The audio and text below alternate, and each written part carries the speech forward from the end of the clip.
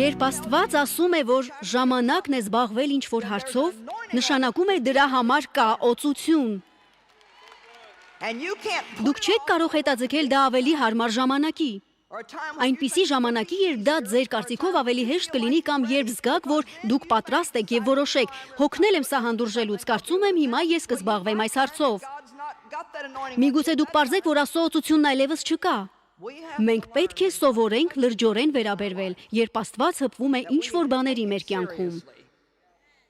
Եթե գիտեք, որ Աստված դրդում է ձեզ թողնել որևէ բացասական վերաբերմունք, թողեք դա։ Եթե գիտեք, որ Աստված դրդում է հեռացնել չներումը ձեր սրտից, հեռացրեք այն։ Մի դիմեք անմիտ արդարացումների, ասելով, որ մարդկանց դժվար է ներել։ Ես կասեմ, թե ինչն է դժվար։ Մարդկանց ատելը, դա շատ ավելի դժվար է, քան ներելը։ Ներելը հեշտ է, եթե համեմատենք ատելության, դառնության, վրդովմունքի,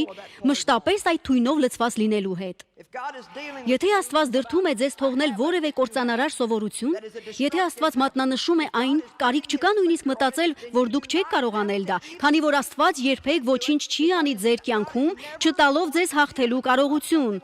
բայց դուք պետք է հավատաք դրան։